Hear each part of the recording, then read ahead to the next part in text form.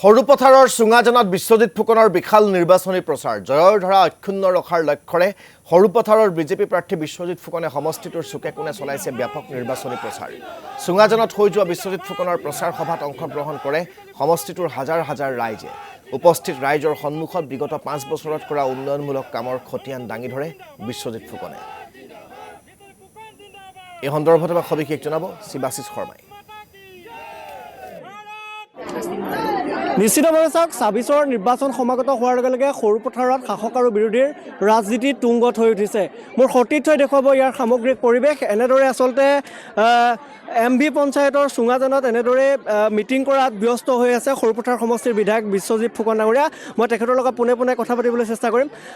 দাদা দেখা পোৱা গৈছে যে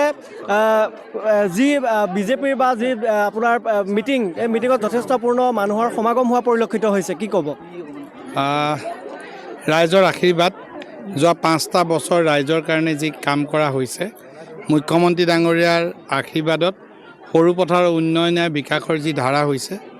ৰাইজৰ সেইকাৰণে মৰম বাঢ়িছে ৰাইজৰ আস্থা বাঢ়িছে আৰু ৰাইজে নিৰ্বাচন বুলি ভবাই নাই ভাবিছে এটা উৎসৱ বুলি আৰু সৰুপথাৰত গণতন্ত্ৰৰ এই উৎসৱ খুব সুস্থভাৱে খুব ধুনীয়াকৈ পালন কৰা হ'ব আৰু আমি সৰুপথাৰ অসমত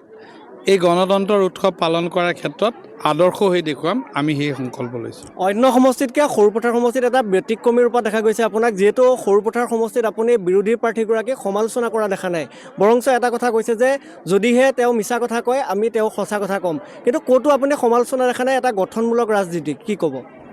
চাওক মই ভালনে বেয়া সেই কথাটো আপুনি ভালনে বেয়া তাৰ ওপৰত নিৰ্ভৰ নকৰে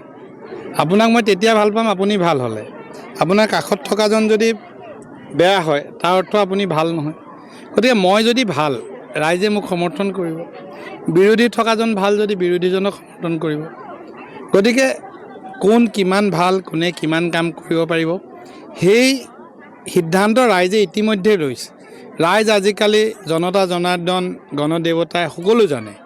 আমি মাত্ৰ আশীৰ্বাদ ল'বলৈ আহিছোঁ আৰু ৰাইজে হিয়া উজাৰি আশীৰ্বাদ দিছে আৰু জীৱন চুতীয়া ডাঙৰীয়ালৈ মোৰ শুভকামনা আছে নিৰ্বাচনত জিকিবৰ বাবে নহ'লেও অভিজ্ঞতাৰভাৱে তেখেতে নিৰ্বাচন খেলিছে আমি তেখেতক শুভকামনা জনাইছোঁ এটা কথা দেখা পোৱা গৈছে যে যি আপোনালোকৰ নিৰ্বাচনী প্ৰচাৰ এই নিৰ্বাচনী প্ৰচাৰত কিন্তু সহস্ৰাধিক জনসাধাৰণ জনশ্ৰুত বৈছে ইয়াৰ বিপৰীতে কিন্তু প্ৰাৰ্থীগৰাকীয়ে ঘৰে ঘৰে আচলতে বুথে বুথে নিৰ্বাচনী প্ৰচাৰ চলাইছে বুলি তেখেতে উল্লেখ কৰিছে এই সংক্ৰান্তত কি ক'ব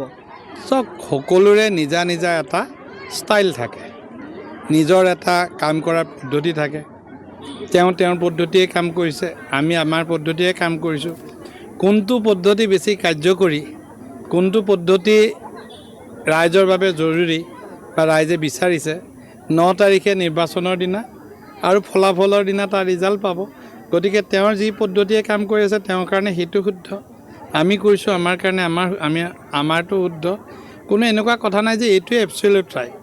গতিকে নিজৰ নিজৰ পদ্ধতিয়ে নিজৰ ধৰণেৰে মানুহে কাম কৰে তেওঁ ধৰণেৰে কাম কৰিছে আমি আমাৰ ধৰণে কাম কৰিছোঁ এক প্ৰকাৰে ২৬ৰ নিৰ্বাচনত বিৰোধী উৎখাত হ'ব নেকি সৰুপথাৰ সমষ্টিৰ পৰা আপুনি প্ৰশ্নও কৰিছে উত্তৰো দিছে আপুনি নিজে কৈছে যে উৎখাত হ'ব নিজে মই ভাবোঁ যে এজন সাংবাদিক হিচাপে আপুনি যেতিয়া নিজে অনুভৱ কৰিছে যে উৎখাত হ'ব আপুনিতো মোক সোধা নাই আপুনি জয়ী হ'ব নাই আপুনি পৰাজিত হ'ব নেকি নিৰ্বাচনৰ ফলাফলক লৈ আচলতে আপুনি কিমান আশাবাদী গতিকে মোৰ উত্তৰটো আপোনাৰ প্ৰশ্নতে আছে উৎখাত হ'ব নেকি শব্দটোত নেকিটো বাদ দি দিলে আপুনি নিজে উত্তৰ দিছে এয়া সাংবাদিক শিৱাশিষ শৰ্মাৰ সেই প্ৰতিবেদন আমি আপোনালোকক দেখুৱালোঁ